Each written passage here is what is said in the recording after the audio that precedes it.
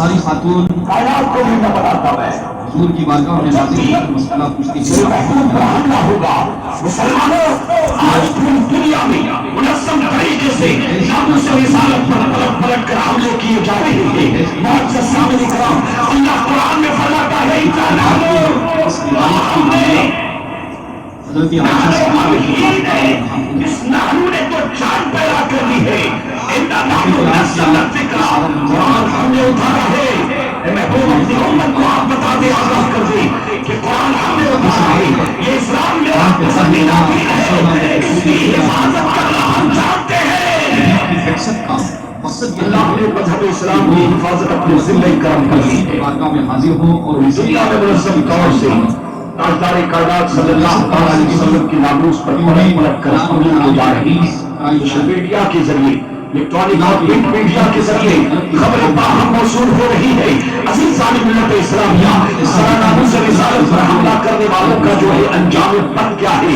اللہ فرماتا ہے کہ تباہ ہو جائے آپ کے دونوں ہاتھ، اور وہ تباہ ہو گیا.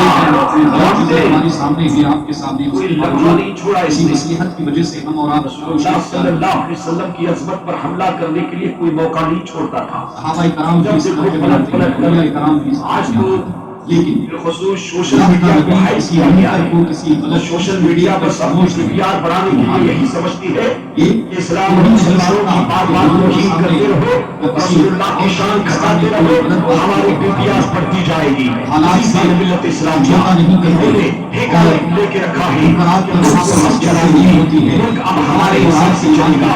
لیکن عزیزان ملت اسلامیہ، یہ سوشل میڈیا پر بکواس کرنے والے بعض افراد اس حقیقت کو بھول گئے ہیں کہ ہم نے مسلمانوں کے نبی پر حملہ کیا ہے. ہم نے جانے ایمان پر حملہ کیا ہے.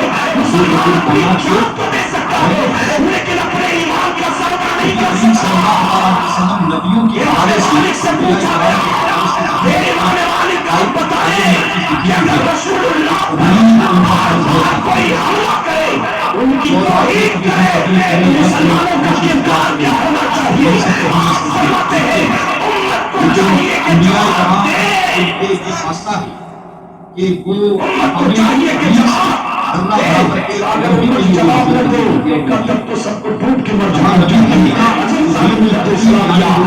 دیکھیں کہ اللہ نے قرآن میں فرمایا اے میرے رسول پر حملہ کرنے والے تو تباہ ہو جائے گا. صلی اللہ تعالیٰ علیہ وسلم معلم کائنات ہیں، قرآن مجید کے پہلے مفسرات ہیں. دین کی تبلیغ اور دین کے احکامات قیامت تک جو بھی ضرورتیں ہیں وہ سارے مسائل اللہ کے رسول صلی اللہ تعالیٰ علیہ وسلم نے ہمیں اور آپ کو تعلیم فرما دیے. قرآن کی شان یہ ہے بلاغت بھی بلایا بسم اللہ کی کتاب مبین. قرآن میں ہر چیز کا بیان ہے. اب یہ ہے کہ جو پڑھتے ہیں، جو پڑھنا چاہتے ہیں، جو ڈھونڈتے ہیں، جو ڈھونڈنا چاہتے ہیں، تو قرآن کی رحمتوں کے دریچے اس کے لیے کھلے ہیں. اب امت مسلمہ کا حال یہ ہے کہ گھروں میں رمضان شریف میں قرآن مجید کھلتا ہے اور رمضان کی آخر میں بند ہو جاتا ہے. اس کے بعد یا تو پھر اس کو چوننے کے لیے استعمال کیا جاتا ہے یا قسم کھانے کے لیے استعمال کیا جاتا ہے. اللہ تعالیٰ رحم فرمائے، کرم کرے اور ہمیں قرآن مجید پڑھنے کی توفیق عطا فرمائے. وہ خاتون آتی ہے اور اللہ کے رسول کی بارگاہ میں مسئلہ پوچھتی ہے، یا رسول اللہ. اور حضور اللہ کی مخلوق میں سب سے زیادہ اگر حیا کسی میں موجود تھی اور سب سے زیادہ حیا موجود ہے تو اللہ کے رسول کی ذات ہے. حضور کامل الحیا ہے. حضور کے جیسا صاحب حیا کوئی پیدا نہیں ہوا. اب آپ سوچیں کہ ایک عورت، ایک بیٹی اپنے باپ سے، عورتوں کے میں نے کہا تھا کہ کئی مسائل ایسے ہوتے ہیں کہ عورتیں ان مسائل کو عورتوں سے ہی سمجھنا چاہتی ہیں اور وہی عورتیں ان کو بظاہر جو ہے سمجھا سکتی ہیں فائدے سے.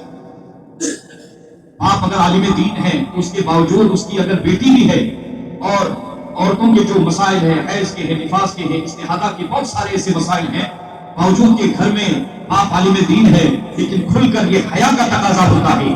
یہ حیا ہوتی ہے، اسلام نے حیا کی تعلیم دی ہے، بے حیائی سے روکا ہے نا. تو یہ تکلف مانے ہوتا ہے کہ بیٹی گھر میں باپ عالم دین موجود ہے لیکن وہ مسئلہ اپنے باپ سے کھل کے نہیں پوچھتی ہے، اپنے والدہ سے پوچھتی ہے کہ اماں یہ صورتحال ہے، کیا کرنا چاہیے. تو باپ اپنے بیوی کے حوالے سے یعنی اس بیٹی کو مسئلہ، بیٹی کی ماں کو پہلے مسئلہ سمجھاتا ہے اور بیٹی پھر وہ ماں اپنی بیٹی کو مسئلہ سمجھاتی ہے. یہ تو عام گھروں کی کہانیاں ہیں. اب آپ سوچیں ذرا کہ اللہ کے رسول کی بارگاہ میں ایک خاتون صحابیہ جو اجنبی ہے، مسئلہ پوچھتی ہے یا حبیبی یا رسول اللہ میری مدت ایز ختم ہو چکی ہے اور اب میں غسل کرنا چاہتی ہوں، غسل کا طریقہ کیا ہوگا، غسل کیسے کیا جائے گا؟ عزیزان ملت اسلامیہ، یہ تو مذہب اسلام ہے جس نے پیدائش سے لے کے قبر بلکہ مابعد قبر تک کے ہمیں مسائل اور آپ کو سمجھا دیے گے کہ انسان کی زندگی میں جو مسائل پیش آنے والے ہیں قرآن نے ان کا حل ہمیں سمجھا دیا ہے اور نبی کریم صلی اللہ تعالیٰ علیہ وسلم نے ہمیں اس کا حل بتا دیا ہے۔ اب نبی کریم صلی اللہ علیہ وسلم کی بارگاہ میں جب مسئلہ پوچھا تو اللہ کے نبی ہیں آپ ارشاد فرماتے ہیں کہ سارا غسل کا آپ نے جو مختصر طریقہ تھا جو بھی آپ نے سمجھا دیا، اور اس کے بعد آپ فرماتے ہیں کہ روئی کا پھایا لے لے اور اسے خوشبو لگا اور اس سے طہارت اور اس کے ذریعے غسل حاصل کر۔ کیا فرمایا آپ نے کہ روئی لے لے اور روئی کے پھائے پر خوشبو لگا اور اس کے ذریعے طہارت کا پاکی کا غسل حاصل کر لے۔ اللہ اکبر۔ اس خاتون کے صحابیہ کے سمجھ میں بظاہر نہیں آیا، وہ پھر سے اس نے پوچھا کہ یا حبیبی یا رسول اللہ کہ میں غسل کے اس خوشبودار پھائے سے کیسے غسل طہارت حاصل کروں؟ تو آپ نبی کریم صلی اللہ علیہ وسلم پھر فرماتے ہیں کہ اسی سے غسل طہارت حاصل کر لے۔ اس کے مسئلہ سمجھ میں نہیں آیا تو تیسری مرتبہ وہ عرض کرتی ہے یا حبیبی یا رسول اللہ غسل کے پھائے سے خوشبودار پھائے سے میں کیسے طہارت اور غسل حاصل کروں؟ حضور فرماتے ہیں سبحان اللہ، اسی سے غسل طہارت حاصل کر۔ یہ حدیث پاک کا جو ہے معنی مفہوم میں بتا رہا ہوں، یہ روایت بالمعنی ہے۔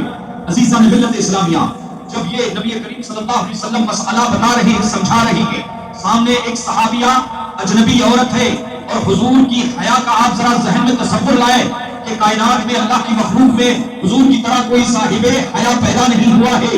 اب مسئلہ سمجھانا بھی ضروری ہے، مسئلہ سمجھانا بھی ضروری ہے، اس لیے کہ یہ کوئی معمولی مسئلہ نہیں ہے۔ اگر غسل صحیح ہوگا نماز صحیح ہوگی، اگر غسل صحیح ہوگا قرآن کی تلاوت ہو پائے گی، اگر غسل صحیح ہوگا قرآن کو ہاتھ لگایا جا سکے گا، اگر غسل صحیح ہوگا تو طواف کعبہ ہوگا، اگر غسل صحیح ہوگا تو حج اس کا جو ہے مکمل ہو جائے گا۔ عزیزان ملت اسلامیہ، اگر نماز اور غسل کسی بندے کا صحیح نہیں ہے تو اگر نماز اور وضو کسی بندے کا صحیح نہیں ہے تو عبادت اس کی مکمل نہیں ہو سکتی، اس کی عبادت صحیح نہیں ہو سکتی۔ کیوں؟ اس لیے کہ طہارت عبادت کی کنجی ہے، باقی عبادت کی کنجی ہے۔ عزیزان ملت اسلامیہ، صحابیہ سوال پوچھتے جا رہی ہے لیکن اللہ کے رسول اشارے کنارے میں جواب دے رہے ہیں۔ آپ ذرا سوچیں کہ کتنا اہم ترین مسئلہ ہے، اور یہ صرف اس صحابیہ کا مسئلہ نہیں بلکہ اس صحابیہ کے ذریعے، اس سائلہ کے ذریعے قیامت تک آنے والے تمام سرکار کی کلمہ پڑھنے والی خواتین کا مسئلہ اب آپ کے دربار میں پیش ہو چکا ہے۔ یہ بظاہر اپنے بارے میں مسئلہ پوچھ رہی ہے لیکن قیامت تک جتنی عورتیں پیدا ہوں گی ان تماموں کو یہ مسئلہ درپیش ہوگا، چاہے وہ ہندوستان کی ہو، چاہے وہ کسی ملک کی ہو۔ لاکھوں کروڑوں کی تعداد میں حضور کا کلمہ پڑھنے والی ہر ہمیشہ اس مسئلے کے لیے جھوٹتی رہے گی۔ عزیزان ملت اسلامیہ، نبی مسئلہ سمجھا رہے ہیں لیکن وہ صحابیہ مسئلہ سمجھنے سے جو ہے قاصر ہے۔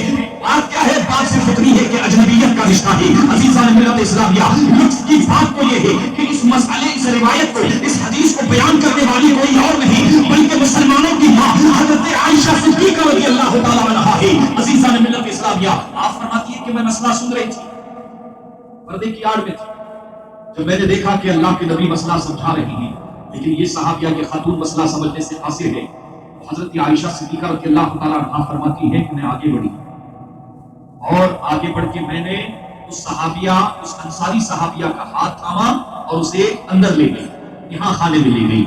فرماتی ہے میں سمجھ گئی تھی کہ حضور فرماتے روئی کا پھایا لے لے خوشبودار، اور مسئلہ کیا سمجھانا چاہ رہے ہیں لیکن حضور حیا کی وجہ سے کھل کے بیان نہیں فرما رہے ہیں۔ فرماتے ہیں کہ میں نے اس کو اندر لیا اور حضرت عائشہ صدیقہ رضی اللہ تعالیٰ عنہا جو مسلمانوں کی ماں ہے، حضور کی ازواج مطہرات میں سے ہے، فرماتی اندر لینے کے بعد میں نے تفصیل سے ان کو مسئلہ بتا دیا کہ پھایا کس جگہ پر رکھنا ہے۔ عزیزان ملت اسلامیہ، عورتوں کے ساتھ کئی ایسے مسائل ہیں کہ جو ایک عورت کھل کر عورت سے ہی بات کر سکتی ہے، ایک عورت کسی عورت سے ہی وہ مسائل جو ہے سیکھ سکتی ہے بلا تکلف کے بغیر۔ لیکن عزیزان ملت اسلامیہ، حضرت عائشہ صدیقہ فرماتی میں انہیں اندر لے گئی اور میں نے انہیں وہ مسئلہ مکمل طور پر سمجھا دیا اور وہ مطمئن ہو گئی۔ عزیزان ملت اسلامیہ، یہی وہ حضرت عائشہ صدیقہ رضی اللہ تعالیٰ عنہا ہے جن کے بارے میں اللہ کے رسول صلی اللہ تعالیٰ علیہ وسلم ارشاد فرماتے ہیں خذوا نصف دینکم عن هذه الحمیرہ، اللہ کے رسول حضرت عائشہ صدیقہ کو کبھی پیار سے محبت سے آپ حمیرہ بھی فرمایا کرتی تھی،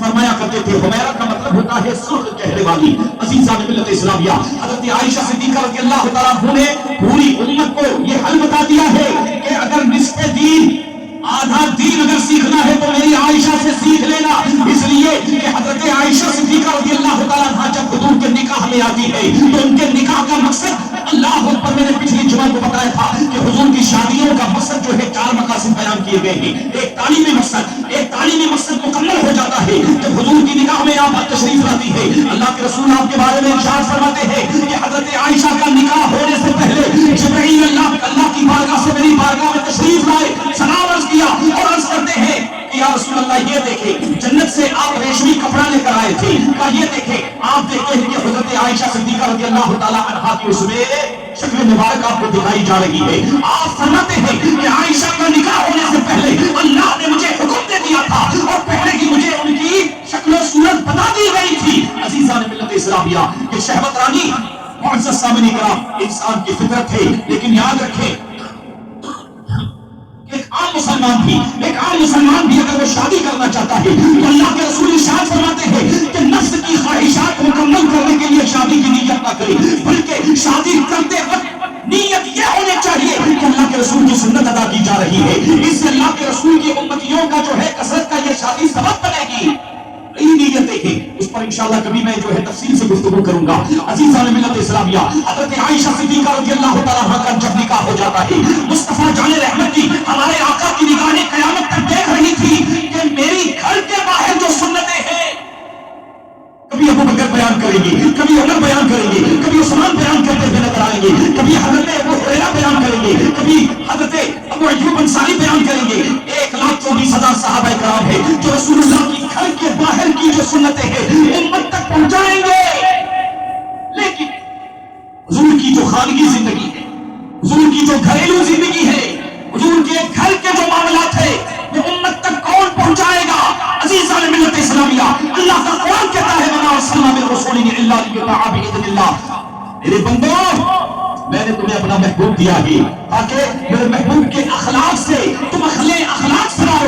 میرے محبوب کی زندگی اگر تمہیں چلنے کا ڈھنگ نہیں معلوم ہے تو میرے مصطفیٰ کو دیکھ لینا، اگر کھانے کا طریقہ نہیں معلوم ہے میرے مصطفیٰ کو دیکھ لینا، اگر تمہیں سونے کا طریقہ نہیں معلوم ہے تو یہ مسئلہ اب تمہیں ابو بکر نہیں سمجھائیں گے کہ حضور کس کروٹ لیٹتے تھے، حضور کے پیر مبارک کیسے رہتے تھے، حضور کا سرحانہ کیسے ہوتا تھا، حضور اپنا دست کرم سوتے وقت کیسے رکھتے تھے۔ یہ مرد صحابہ کرام نہیں بتائیں گے، بلکہ یہ مسائل امت تک پہنچانے کے لیے تمہیں حضرت عائشہ کا سہارا لینا پڑے گا، تمہیں حضرت خدیجہ کبریٰ کی بارگاہ میں آنا پڑے گا، تمہیں ازواج مطہرات کی بارگاہ میں آنا پڑے گا۔ عزیزان ملت اسلامیہ، آپ جانتے ہیں کہ امت مسلمہ میں سب سے پہلے قرآن مجید کا اگر کوئی حافظ ہوا ہے تو وہ کوئی صحابی نہیں بلکہ ایک عورت ہے، تاریخ میں انہیں حضرت عائشہ کے نام سے یاد کیا جاتا ہے۔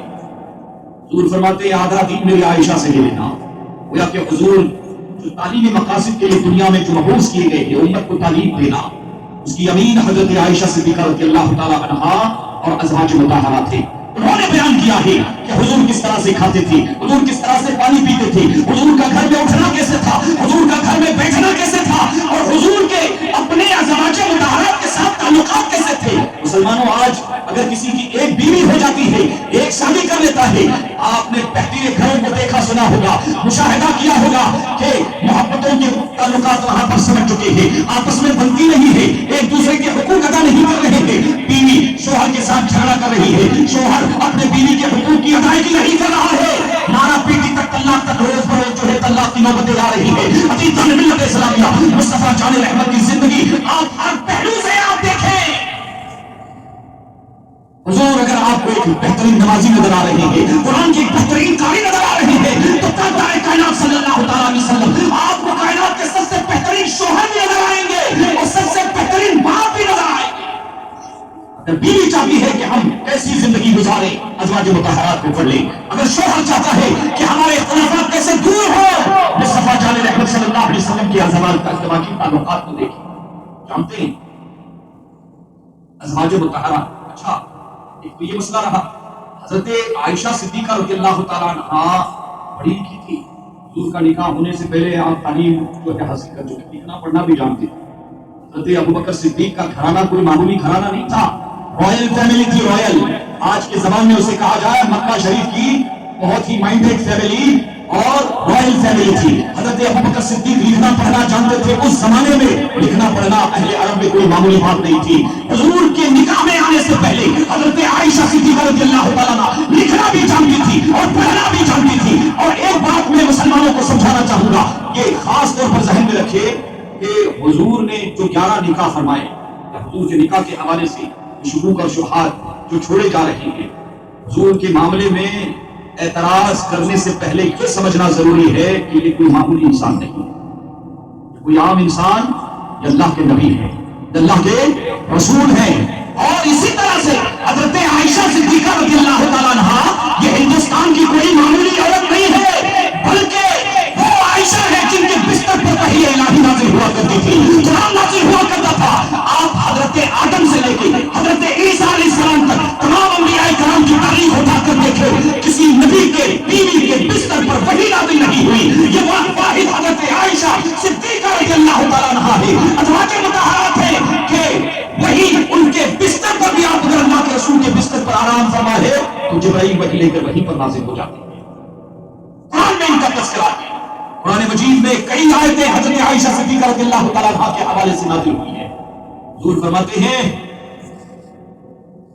آسیہ، حضرت آسیہ، حضرت مریم اور میری بیٹی فاطمہ اور خدیجہ رضی اللہ تعالیٰ عنہ، کہ وہ عورتیں ہیں کہ جنہوں نے اعلیٰ مقام کو حاصل کیا ہے، اللہ کا قرب حاصل کیا ہے۔ ان کی طہارت، ان کی پاکیزگی اور ان کے کیریکٹر کی گواہی اللہ اکبر قرآن نے دی ہے۔ عزیزان ملت اسلامیہ، نبی کی شادی مبارک حضرت عائشہ پر ہوئی، یہ اعتراض کرنے سے پہلے یہ سوچنا ضروری ہے کہ عائشہ دنیا کی عام عورت نہیں ہے اور نبی دنیا کا عام انسان نہیں ہے، بلکہ باعث تخلیق کائنات ہے۔ محمد نہ ہوتے تو کچھ بھی نہ ہوتا، محمد نہ ہوتے تو حضور کے حوالے سے پہلے یہ سوچے کہ یہ عام انسان نہیں ہے۔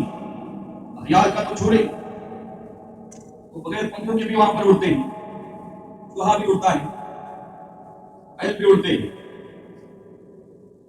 دیگر اغیان جو ہے ان کے معبودان جو باطلہ ہیں وہاں تو سیکنڈوں میں چمتکار ہو رہے ہیں، جن کی حقیقت کوئی حقیقت نہیں ہے، لیکن مذہب اسلام کی صداقت اللہ فرماتا ہے دین عند اللہ اسلام۔ اللہ اکبر۔ عزیزان ملت اسلامیہ، حضرت عائشہ صدیقہ رضی اللہ تعالیٰ عنہا کے علم کے بارے میں صحابہ کرام کی گواہیاں موجود ہیں۔ جلیل القدر صحابہ کرام، حضرت ابو موسیٰ اشعری جیسے صحابی حافظ قرآن فرماتے ہیں کہ جب ہمیں کوئی حدیث سمجھ میں نہیں آتی تھی تو ہم اس حدیث کو سمجھنے کے لیے حضرت عائشہ صدیقہ کی بارگاہ میں حاضر ہو جاتے تھے، اور ان کی طہارت اور ان کی پاکیزگی کی گواہی قرآن میں 10 آیتیں ان کے بارے میں نازل ہوئی ہیں۔ عزیزان ملت اسلامیہ، اللہ کے نبی چونکہ ملاحظہ فرما رہے ہیں کہ عائشہ کا دماغ دنیا کی عام عورتوں کی طرح نہیں ہے، بلکہ اللہ نے اسے خاص مقصد کے لیے پیدا کیا ہے، یہ لاکھوں مسائل امت تک پہنچائے گی۔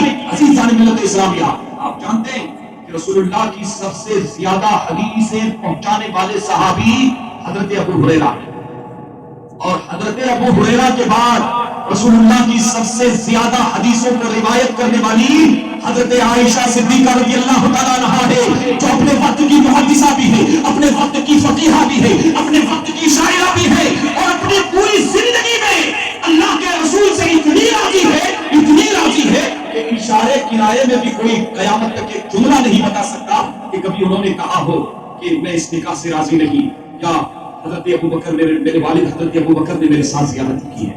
حضرت ابو بکر تو فخر کر رہی ہے، باپ پڑھا لکھا انٹیلیجنٹ باپ ہے اور رائل فیملی کے ہے، وہ اس نسبت پر فخر کر رہی ہے، اور حضرت عائشہ بھی فخر کر رہی ہے کہ میری قسمت کے اللہ کے نبی نے مجھے اپنی زوجیت میں لیا ہے۔